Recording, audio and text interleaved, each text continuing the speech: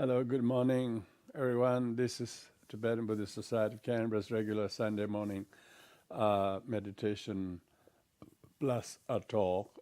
So here today we will uh, firstly start a meditation.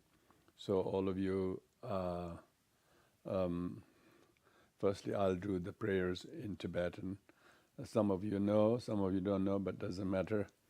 I'll do the Tibetan the prayers, refuge and four immeasurables, during which I suggest you tune in to your own sense of refuge, of faith and affirmation in the good, and a resolve to practice kindness and compassion through the inspiration of the teachings of the Enlightened One, which if you are a student of, I'm sure you are finding many insights through the teachings how to live a kind and compassionate life. So I will do the prayers in Tibetan this morning. O Sanje Cheodak Zoje Jona La Janjo Bardo Dane Jasunje Dage Jinzo Jibe Zona Manje Dola Benje Sanje Ndubara Sanje Cheodak Zoje Jona La Janjo Bardo Dane Jasunje Dage Jinzo Jibe Zona Manje Dola Benje Sanje Ndubara Sanje Cheodak Zoje Jona La Chanjo Bardo Dane Jazo Dage Jinzo Jibe Zona Manji Dola Benje Sanje Ndubara Semje Damje Dewad Dewe Judan Dembara Juje Donga Da Donga Je Judan Dawara Juje Donga Mebe Dewa Dame Dawara Juje Nyere Jadan Danda Danya La Nebara Juro Je Semje Danje Dewa Dan Dewe Judan Dembara Juje Donga Da Donga Je Judan Dawara Juje Donga Mebe Dewa Dame Dawara Juje Nyere Jadan Danje Danya La Nebara Juro Je Semje Danje Dewa Dewe Judan Dembara Juje Donga Da Donga Je Judan Dawara Juje Dunga Mebe Dewa Dame Dawa Juje Nyere Jadan Danje Danya La Nebara Juro Je. So with these prayers, firstly, bring your attention to a very good sitting posture.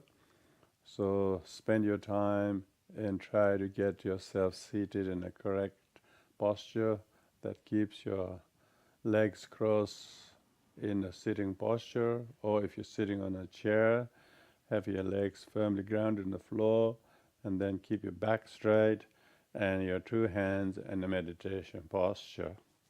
Meditation means put your right hand on the left and then put the two thumbs touching and gently below your navel, and your arms and elbows relax. And your back should be straight,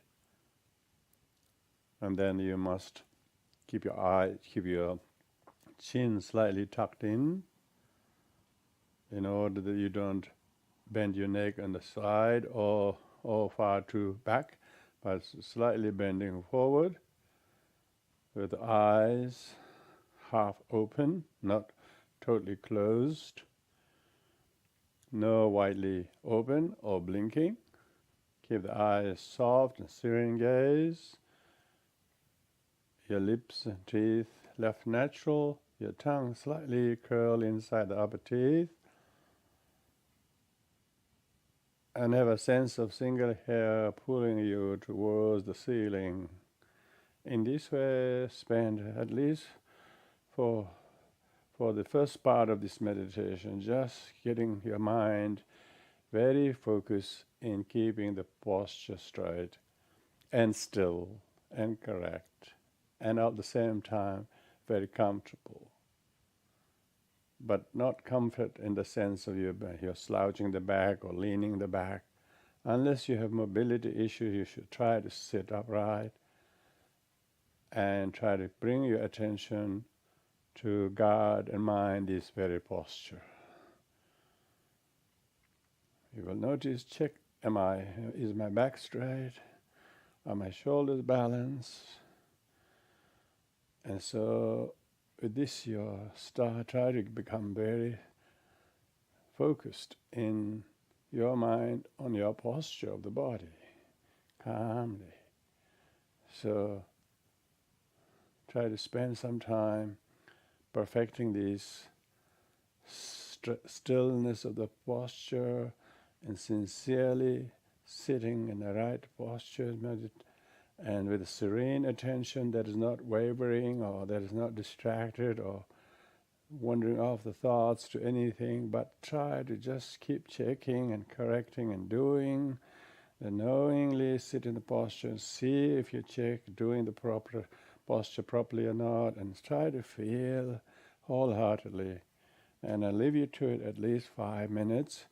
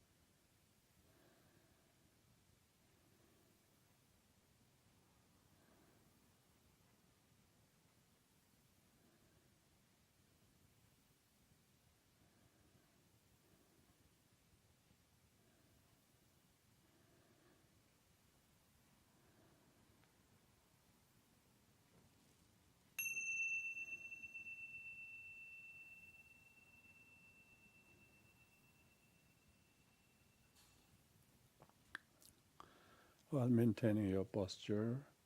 Now you shift your focus on following the in-breath. When inhaling, you mindfully inhale, do the inhalation, think of positive thoughts, see the oxygen come and feel inspired while inhaling.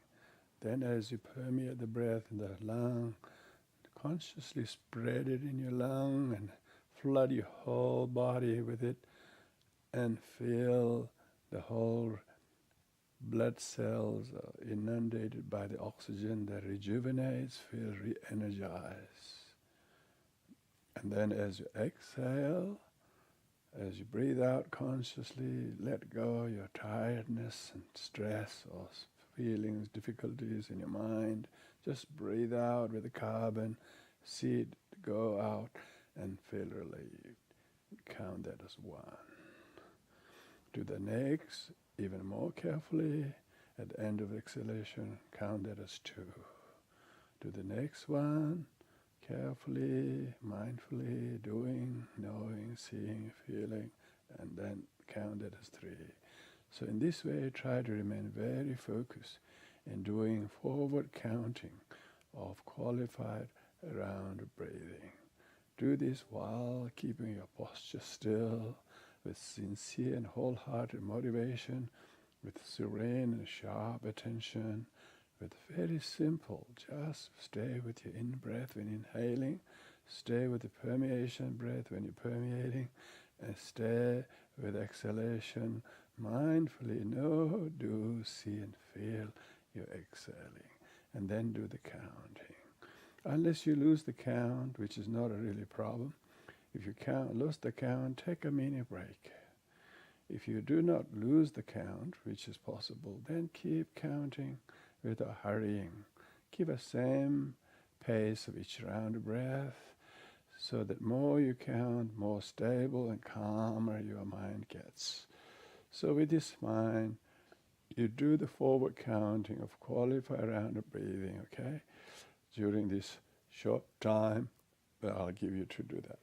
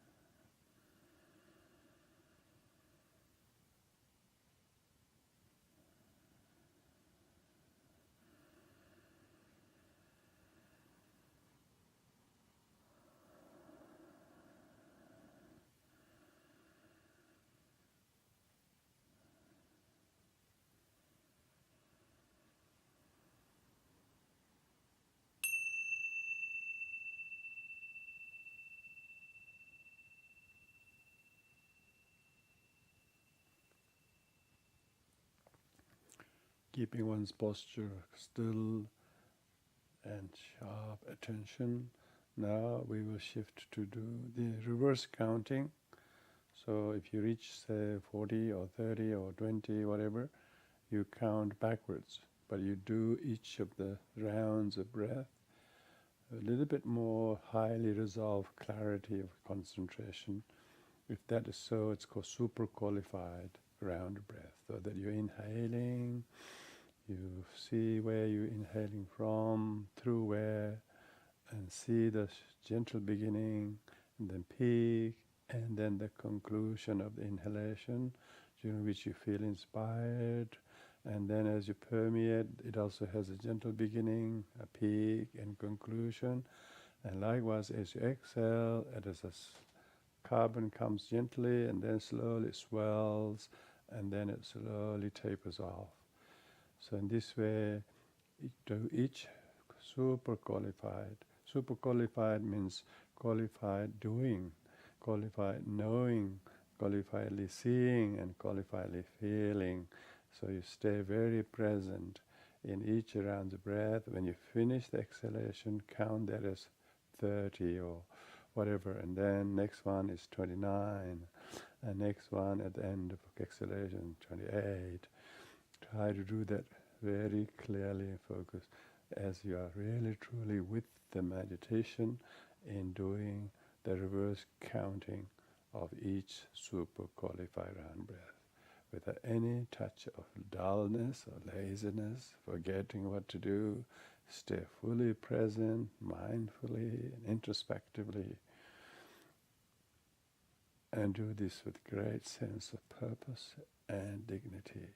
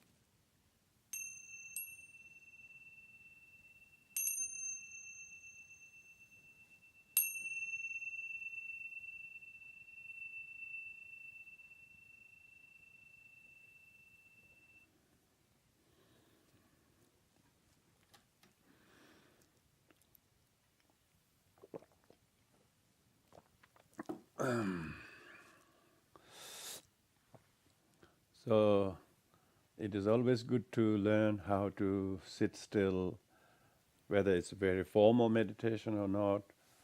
Every now and then, even if it's 5 minutes, you try to sit still and be present with your breath, with your posture, with your good heart, and so on. So now I'm going to give a short talk on the theme of understanding sentient beings.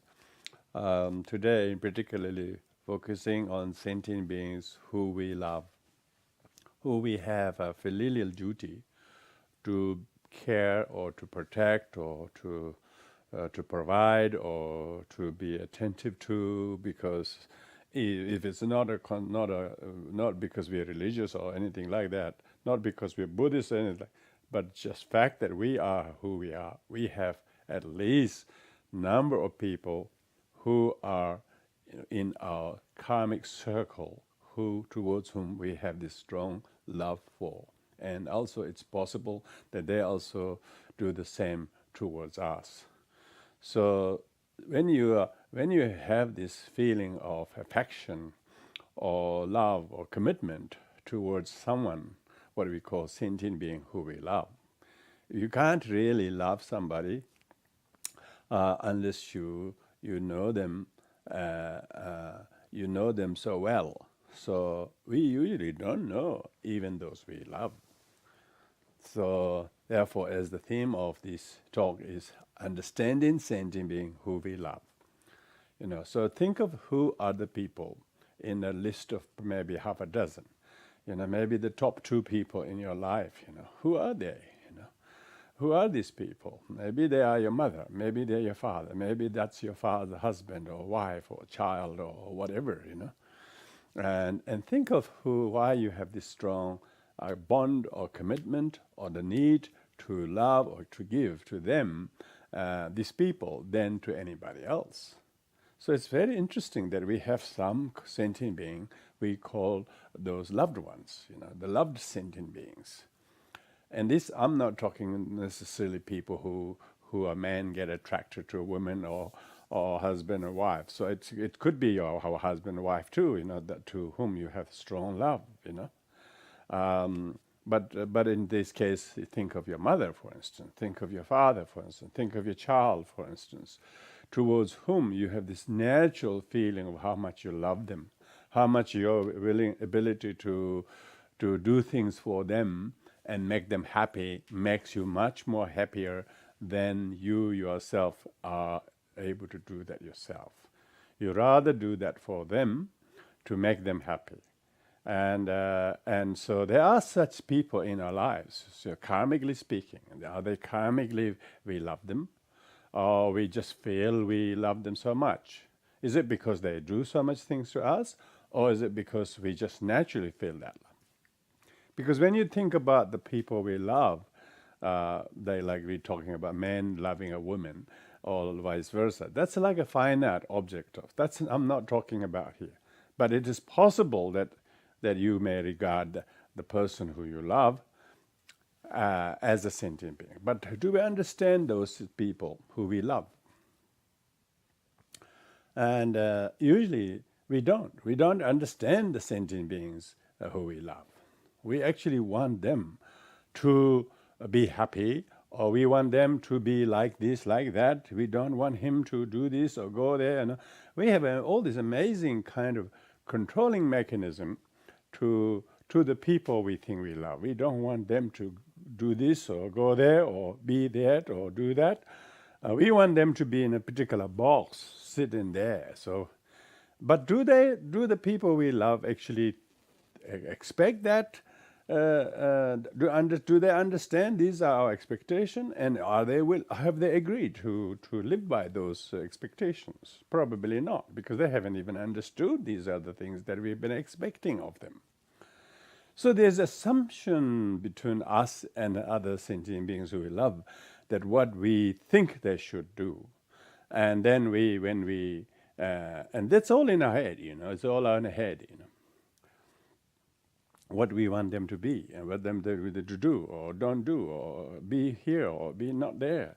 So we have this very fixed view of what these people we love should do or shouldn't do, or whatever. So this assumption makes ourselves least able to understand and communicate to the person we love, because the person we love actually have certain expectations from their own end as well.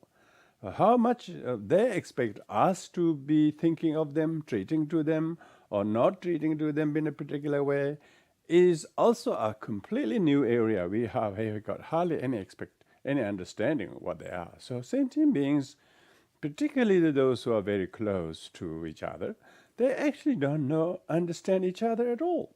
They don't understand how much of unrealistic expectation we have of them and they have of us. And neither of them has bothered to communicate that these are your expectations. And sometimes it's probably even better that you don't spell out all the expectation, because if they do, then they'll be disappointed. How come you want me to do all of that? What do you think I am? They feel their individuality or their sense of themselves as a person is being sort of compromised because we want them to be like this. So therefore, much of the people's problem often happens with people who they think they love. Maybe they loved each other mutually for a while, for a long time, but something didn't go very well. That's because we do not understand the loved ones. Loved one has just as much as expectation of us as much as we have towards them. So this mutual expectation, which is neither communicated nor understood, nor assessed carefully, creates a huge cause for misunderstanding. So that's why understanding sentient beings, particularly who we loved ones, shows that we don't really love them. We want them to do A, B, C, D so that we are happy. The actual love sentient beings, if you really love sentient beings, you want to make them happy by doing whatever that they want you to do. That we usually don't have such unconditional commitment to give and do and things for the others' happiness. We are not. We actually want them to receive what we give and go where we want them to go, or do particular things so that they become cause of our happiness. See, we don't understand sentient beings who we think we love. We are possessing of them. We are possessive of them. We are subordinating them. We are almost enslaving them to be a cause of our happiness. And they have no idea that is our expectation, and vice versa. If they too have this expectation of us, and they want us to behave in a particular way, and do particular things that pleases them, and don't do certain things that upset them, they also have this whole list of things that they think that we are meant to be doing because we are the son, or we are the wife, or we are the father, or we are the friend, or whatever it is. They also have this huge list of expectation as they love us. Because they love us, they want us to do certain things that make them happy, and we fail to do those, then they are miserable. So therefore, lots of the misunderstanding and unhappiness or discontentment that we have of each other is largely because we think we love somebody, but yet we have not, and we didn't do anything to make them happy, but we want them to do certain things to make us happy because we think we love them, and therefore we have a certain fixed expectation of what they ought to do to make us happy. So there's both sides has this huge expectation and wantings and needs from each other, and so that's the only reason it seems that we do things for them, we give things to them, we want them to write to us, we want them to treat in a particular way. For instance, if somebody loves you and you didn't want their attention because you're not interested in the love kind of attention they're giving, And then if you don't give the kind of responsive love towards them, and then they think rejected. For instance, they feel rejected. Why? Because they want to be accepted by their desire or love towards us, and they want us to accept them unconditionally, and then fulfill their desire or wish because they love us. I'm sure some of you would have experienced that, and I must say I have experienced that too. Quite a lot, in fact. I'm not the sort of person who put my hands on anybody, but I have people putting their hands all over me. And when they realize I am not going to entertain that kind of attention, and they feel rejected, and then they feel angry, and then they feel jealous, and then they feel if I'm a little close to somebody, and then they become jealous. They think it's awful. That shouldn't happen. But if it happened with them, it would be quite okay. Do you realize how least we understand people who we think we love each other? Or at least one loves the other one is of course I love, like we as a Buddhist, we should love all sentient beings, but we're not interested in that kind of finite love that people try to trap you with a commitment to love them like that. So very complex. And do you unconditionally accept somebody's love because they love you? No. So therefore, there are lots of people who feel angry at somebody because they didn't get what they want. Yeah, they didn't get what they want from you, thinking they love us. Thinking they love us. But actually, definition of love is try to make them happy and provide the causes of happiness from your side. No, it's the other way around. They want us. They're so needy to make them happy by responding to their own desires, to their own expectation. When that's not fulfilled, then, they think they loved you. Now they hate you. Why? You are not responding to their expected desires, and they are jealous that you may have some closer friendship with somebody, and you know what happened? Then that becomes cause of their aversion, anger, rejection, or whatever, Yeah. So I'm sure if you have done that, you will know that. If you have tried to show some attention to somebody, and they're not showing, and you think you love them, don't you? But what does it mean you love them? Actually, you want them. You want them for your own carnal desires.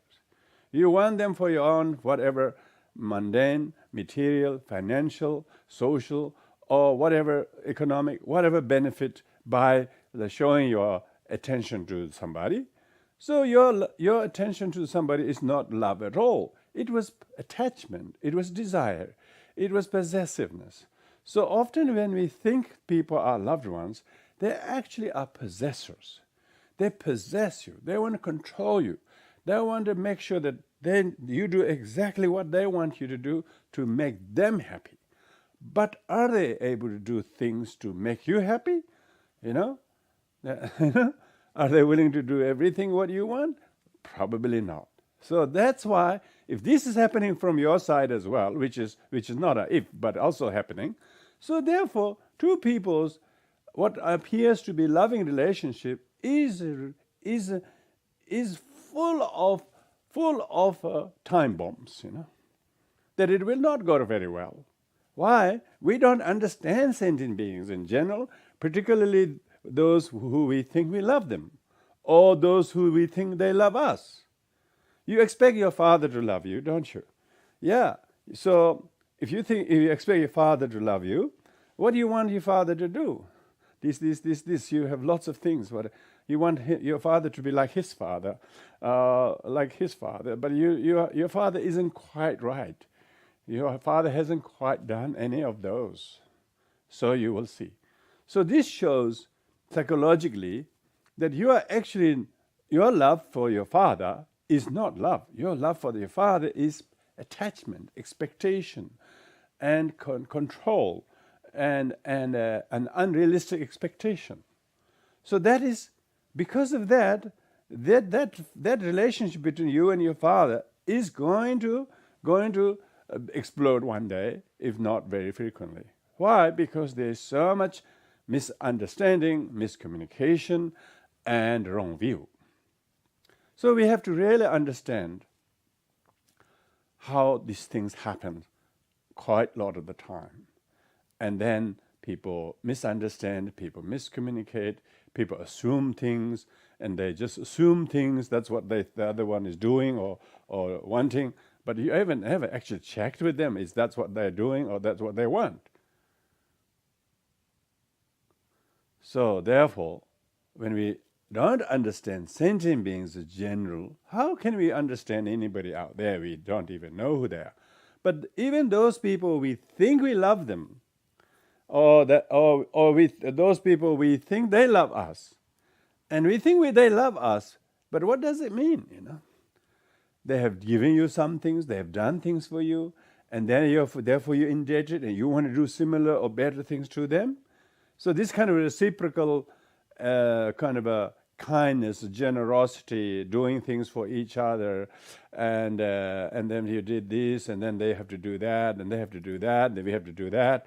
So this kind of obligatory giving and taking, often sort of makes us sometimes even more mean. They say, what did I do? What did they do to me? If they loved me, what did they do to me? So we wanted to be calculative and very mean as what we want other person to do if they love me. So there's a lot of children, for instance, who never satisfied with the father or the mother or both, but it's never equal. They feel one person loving more towards them, but they don't feel the same towards the other. No wonder why. So this shows that we least understand sentient beings who we think we love them, or we think they love us, or they should love us. Or some people even expect we should love them in a particular way. Why? Because they're desiring us. We want to look at them. We want to do things for them. We want to go with them. We want to entertain their desires. Because that's their expectation. They're desiring that, and they think they love us. They don't love us. How can love is not so simple. Loving kindness is a high virtue. Loving kindness is creating happiness and causes of happiness to the other without any reward-seeking mind, and that's it. But most human beings' relationship with loved one is not like that. They actually do things for each other in order to, because one has the need to give to somebody, not because that the person you want to give to doesn't need that. We want them to have it because we want them to have it to make us happy. So it wasn't to make them happy. It's good to loving kindness is to make other person become happy or pleased by us doing some things or giving something or not doing certain things. For instance, our mother, maybe we don't want to go out late or don't drink or don't take alcohol or take narcotic substance. If that's what our mother did not want us to do that. Mother did not because she loved us because she knows that if we did that, we will be meeting with bad friends, we'll be wasting our money, and we will be harming our body and your career and all of that. And quite a lot of people who love us really want us to behave in a way that is actually not harmful to them or shameful to them. Because otherwise they feel shameful because their son did that, or their mother did that, or like that. So you become the cause of their misery. You're supposed to become cause of their happiness, but what you do has become cause of misery. Why? Because they think they love us. Do you think they love us, and therefore we become cause of their misery? It's strange, isn't it? Why we become cause of their misery? It's because they want us to do particular things to make them happy. Amazing, They can't make them happy in their own head, and they expect us to make them happy in our head and our behavior. So you can see sentient beings don't understand each other because they don't understand their own mind. They always project. They always expect something, or expectation of the other, or desiring them to do A, B, C, So probably each of us, therefore, have more people who are miserable towards us, who are angry at us, who are aversive to us, than they are fantastically happy with you. Why? Because if their happiness comes from your doing certain things, like nothing personal, but very good things that generally become very happy, rejoice your good deeds, then that will be totally different thing. But if their expectation and desire for us is one that is poisoning their perception, and that's going to remain huge burden for them as well as us. So sentient beings don't understand. Like some people may not have a lot of things to do with the parents. Why? You have to ask why they have no longer much to do with the parents, directly or indirectly. Is it because they don't love them? No, they love them so much that they just hate being close to them. Because they are they have huge disappointment and expectations, and they have no intention of reconciling with that. They think it is them who made you miserable. It is his action that made you miserable, and they want to believe that. And so until almost this irreparable damage is done, because they love each other. This love is not love. This is attachment. This is possessiveness. This is clinging to something that doesn't exist even, let alone to cling to. There actually isn't even the thing that exists. One just assumed, one just imagined how they ought to be, they ought to be like how a father ought to be. They actually project what a perfect father is in other people's father. They can't see the father that is in their father. They are so mean, they're so like a hungry ghost. Our loved one become hungry ghost. Our loved one a hungry ghost. It's not that you don't have to go far into the sort of bottom of Bodh Gaya to find the colony of hungry ghosts and find out what they're like. You will find hungry ghosts in your midst of those people. We think they love us, or they think that we love them. So more mutual expectation there is, the more disappointment they have. Why? We can never do right. We're never the right father. The perfect father is out there. It's his father that's perfect. It's not my father. And then one has this strong sense of inadequacy and rejection and shame of not having the right father who loves them. Maybe father loves them so much, but he doesn't get a chance to go near them, because they have rejected him over whatever issues. So what happened with the love? How come? How come loving relationship has become rejected and shame and cause of aversion, at the same time loneliness? So we don't understand sentient beings. We think sentient beings are there to love and be nice to each other. They're not. They quickly become cause of strife and discontentment. Why? Because we don't understand sentient beings. So to understand sentient being, we have to understand our own delusion of other sentient beings. A lot of the things that we think sentient beings are not the fact. They are our projections. When you have desire, we want them to be doing this. We see things in them that they lack, and we think they are there, and they should be able to do that. So our projected perception is only on our imagination, but we think no, it's always there. So we often don't understand sentient beings, particularly those sentient beings towards whom we have afflictions. We have affliction called attachment. We have affliction called expectation. We have affliction called, and respect. We want ourselves to have somebody like this, so that you have a decent father. We think we have this special boxed father, how he ought to be. We have this amazing criteria for what a father ought to be, and like a superman or superhuman being or something. No, even Buddha had difficulty of being seen as a good father, and so on. And so in certain period of time in life of Buddha's son, for instance, Rahula, and his mother, Yashoda, definitely they would have quite a few things to say about Buddha, or what kind of father he is or isn't. Why? Because their tainted mind of grasping and expecting and clinging to him as their father and husband, they couldn't see anything in that, because their love became attachment, possessiveness, expectation. So quite a lot of people's heartache and disappointment have always come from to do with their loved ones.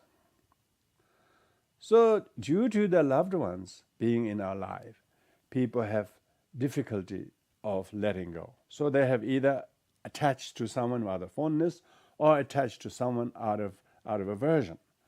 And previously they loved them, now they have aversion to them. So in this case, most people's suffering comes from their wrong association, their wrong attitude, and their misunderstanding about the sentient beings who we regard them as those who we love. Now, not everybody will be in the same situation. Some people's relationship with the loved ones are mutually beneficial, and they're not a cause of disappointment. They might even think that both are really happy with each other. It might go for a good 4, 5, 6, 10 years. And there's a lot of people's relationships like their respect and friendship have stayed that way for a good few 10 years. After that, something happened. All of a sudden, they're gone, disappear, and they disappear. Why? Because their wrong view of what the friend is, what the loved one is, they think it should be permanent. They think the person and the personality, the entity is permanent. He should be always like that, spotlessly, never change anything, and he should be always like that. If something different person's lives, a situation changes, then we no longer love him. Why? That shows we never love them. We actually want them. We desire them. We want them to be possessed by our expectation. We want them to be doing this so that we are happy. So it wasn't anything to make them happy, but we use them to make ourselves happy. So this is happening all around. And that's why we don't understand sentient being. So understanding sentient being requires us to understand our thought, our mind, and we need to therefore sit back and reflect in our thoughts. How much of our thoughts is our thoughts and not the person, let alone the loved one. What we think someone is our only projection. When we think we love them, they look lovely. When we don't, they don't. So they're still your mother, they're still your father, they're still your husband, they're still your brother, they're still whatever your best friend they were, but how come your mind switches from one to another? So it's not what they're doing, but our own mind that is so fickle, that is so volatile, and it's got the very it does not understand sentient being. Why? And sentient beings only our reflection. There is nobody who's there that are them. They're only our opinions. So someone we think we loved them, it's because you have an opinion that you think you love them. But do they want your love? Oh, you're not allowed to love them. Particularly if you want them, particularly if you desire them, you're not meant to do that. It is not proper for you to do that. But do you know that? No. You think it's quite okay to do that. So when people craving after you, for whatever, from your financial or whatever your goodness are, they want to get something from you, and they think they love you. That's not love. That's attachment. They're craving. They're craving things for you. They're craving things from you. And they want to do A, B, C by you so that they are happy. So if you fail to do that, which you most likely to do, they will be disappointed. But did you know they have expectation of that? No, you didn't. You didn't have. You have hardly fulfilled your own self-expectation yourself, but how could you fulfill expectation of all these other people?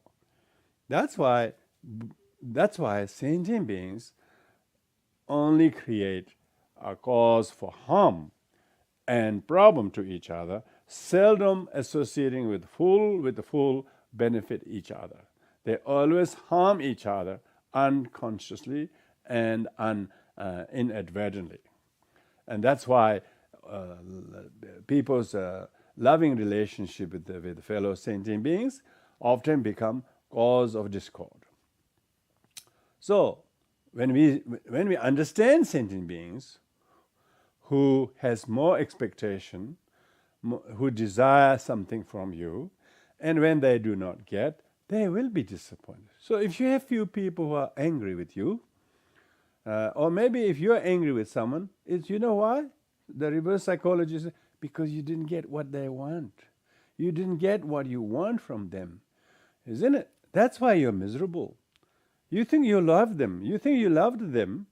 You think you respected them. Now you're miserable. Is it because it's their fault? You think so. You don't know that your own unrealistic expectation, your own anger, your own craving and desire were not fulfilled by the said person.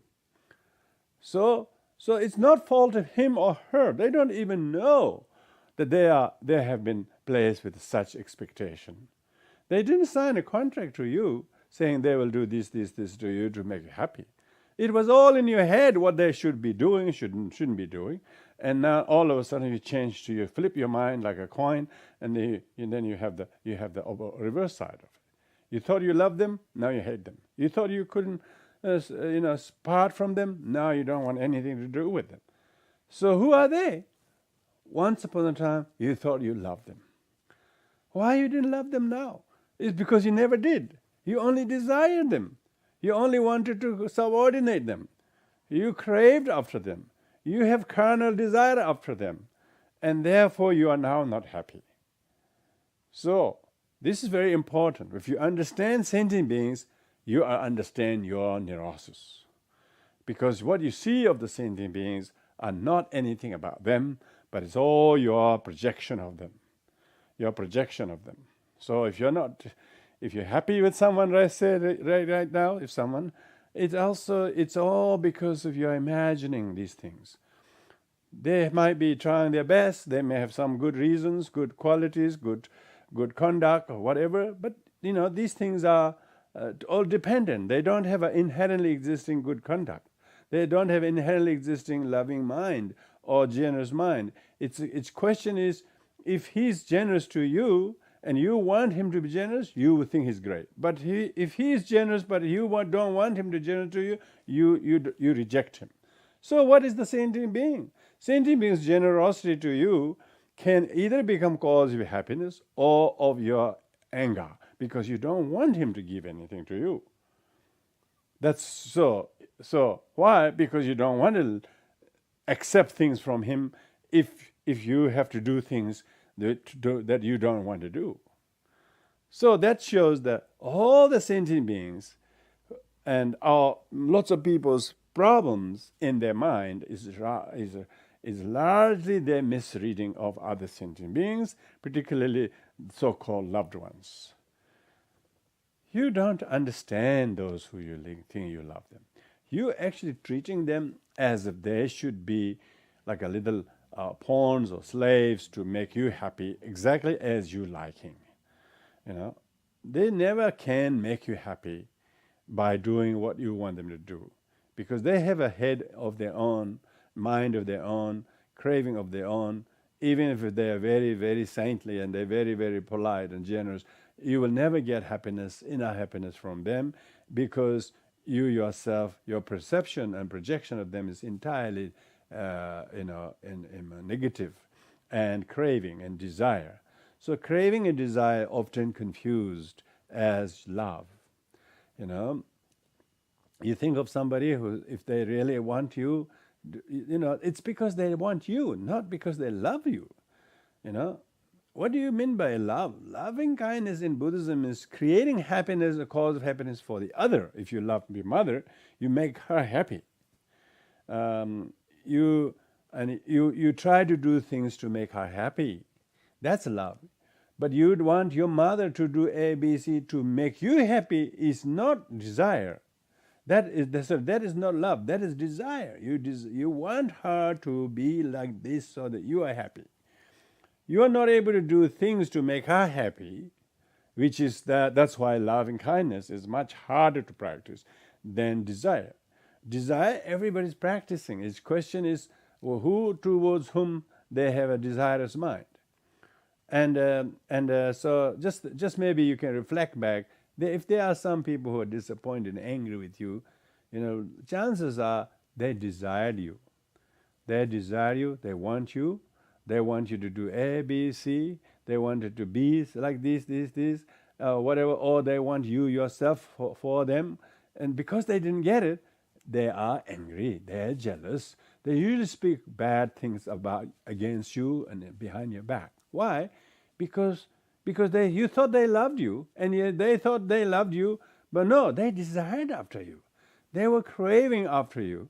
They had completely different expectation of what you had to be. Because they did not get it, hence they are angry. Hence they are discontented. Hence they are disappointed. So therefore, sentient beings, particularly those we think have a loving relationship to each other, are to be renounced. One should reconsider what is the real emotional feeling that one has for others. Is that spiritual loving kindness or ordinary desire and possessiveness and control? And most people, sentient beings, loving relationship is the latter. And that is very hard sort of pill to swallow for most people. They don't realize they're not conscious of their own choice of thoughts, feelings, emotion towards others. And instead of thinking that we love them, instead of the fact that we don't really love them, we want them. So wanting something from them and loving them and doing something to make them happy is totally different. They may look both similar, but they're very, very different. The virtue of loving kindness, if you love somebody, is that you do things to make them happy, and to that comes a delight to you. You couldn't even have happiness to use that for yourself, but when you gave it to someone, it made you happy. So with this in mind, you can part the gift you give in to the other person, makes them happy, and we're also happy. So we are actually able to create cause and condition to make the other person happy, unconditionally, not wanting anything them to do or be and reciprocate us. So if we have a need for them to reciprocate what good we did today, that's not love. That's just another kind of business transaction.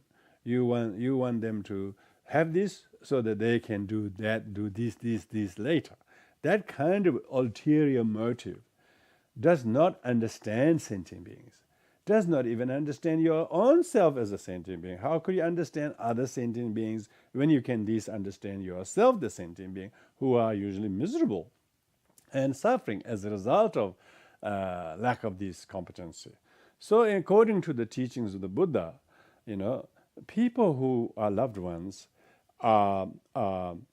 we should fulfill certain duties, whether as a parent looking after the children or a grown-up person repaying the kindness of parents. There are certain social expectations, what a son and children should treat the parents, how a husband and wife should treat each other, and so on. So there's a little bit of social kind of expectation, how a loving husband, loving wife, or they should do to each other. But these kind of social expectation norms by which people expect and to do things, of course, they think they understand each other. But often they don't. They only see they only see the surface of what they know each other, but they actually don't know that the other one is a merely projection of yourself. And because your mind is very fickle and changeable, and your perception of the loved ones will change from good to bad, bad to worse. And also it's possible non-existing relationship become existent, and maybe it will peak for a while and all of a sudden go downhill. That's the nature of things. It's not because your husband is bad or your father is bad or your friend is bad or they are not up to unlike other fathers. No, it's nature of all things. All sentient beings changes. And you yourself changed many times, haven't you? To the disappointment of even yourself, let alone other people. So when somebody changes, they backflip, and they reverse, and they don't turn away, don't be disappointed. Because it's not them, it's your attachment that you feel rejected. If you don't have attachment to them, you don't feel rejected. You feel nothing. So therefore, it's not the loved one's fault. It's your own emotional instability that makes you to misunderstand what loved ones are. Loved ones are only your objects of thought that you think you love them. What does it mean? You want them to be a fixed entity that has no head or brain of their own? Of course they're not. They are human beings. They too have their own expectation of you, which you didn't know they have. And so there's no mutual understanding of what loved ones should be doing to each other, but yet they are both having huge expectation, huge craving and desire what we want the other to do so that we think we are loved. That kind of waiting for this love, and that you don't find much love, is because the sentient beings are not capable of loving other sentient beings unless their own desires, wishes fulfilled. And this kind of self-centeredness often impedes our usefulness of being alive, even for ourselves, let alone for others. That's why disappointment and sadness and a deterioration relationship between loved ones is inevitable. So don't even think that it's your fault or your loved one's fault. It's nature of existence. It's the nature of water is fluid, and nature of fire is burning. Nature of loving relationship will be hating relationship. Also, the nature of hating relationship will not stay long, and also can change into loving relationships. So because of that, we mustn't misunderstand other sentient beings as if they're doing that we cannot love them, or if they're not being that, we cannot love them. Don't think like that. If you really understand sentient beings, who's vulnerable, who doesn't know the happiness and cause of happiness, who doesn't know the suffering and cause of suffering, because of that they are confused and deluded. And if you're not among them, you have the advantage of treating them with even more compassion, for they don't understand all the above. And if they are among the loved ones of yours, you should actually treat them even more gently, rather than have this strong craving and wanting and desirous expectation of the loved ones. Even if you gave millions, don't expect them to be returning those in more than a million. Maybe it was you needed to give it to them so that you feel good, isn't it? So maybe they didn't want to receive yours. Who want to receive the thing that you give with so much conditions? Most people wish they never had to accept your gift, your miserable gift or your miserable love, that's more cause of suffering than any benefit. So that's why it's very important to understand sentient beings. Particularly we think we love them, and particularly we think they should love us. Why? What is love? What is sentient being who love each other? Do they really know what's love? Do they really know how to make someone happy? If they do, have they made themselves happy? If they haven't, how can they make someone happy? So don't idolize even yourself to be perfect father or perfect mother or perfect this. Don't try to idolize anyone, including yourself. This doesn't mean you should be complacent and not try your right effort. This doesn't mean that, but don't become attached to your performance, even if you are immaculate mother, you are a very well loved mother or father. Even that is relative. You might be a good mother, but whether you're a good sister, whether you're a good auntie, whether you're a good colleague to somebody, it's a totally different case. You might be a good mother to the only child, but how about other people? Yeah, the son thinks your mother is great, but the lady who at the workplace, he's got a totally different interpretation by others. See, sentient beings are not understood. Only the son understands the mother, and he loves her, but she's not able to give that much love to others. Why? Because she only gives that to her son. see, this is the whole thing. That's not the whole of the mother. If the mother was as kind as she is to her son, to everyone, that would be quite a different matter. But they are not. Why? Because they are sentient beings.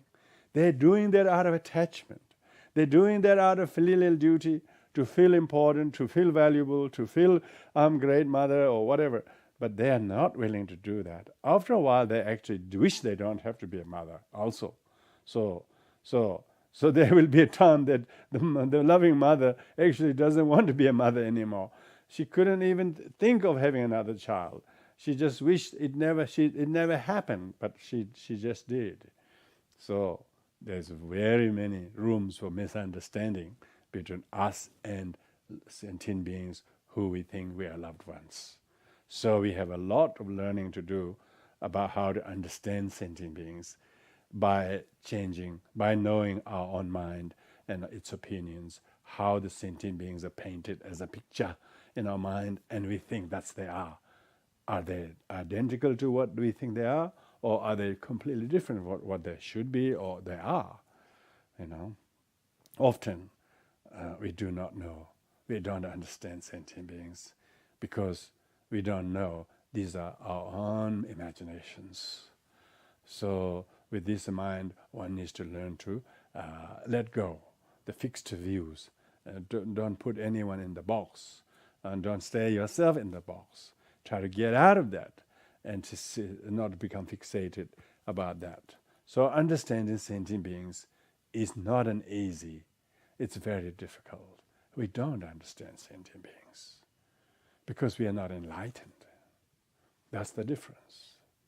If we're enlightened, we will understand sentient beings with a lot of light of compassion, how lost and confused and miscommunicated sentient beings are towards each other. And the Buddha knows this. But sentient beings hardly know this. And that's the difference. And then when we meditate, it might help to clarify this and bring some kind of light, and so that we do not stay stuck in that dark corner. So with this, we will conclude here, everyone. Thank you very much.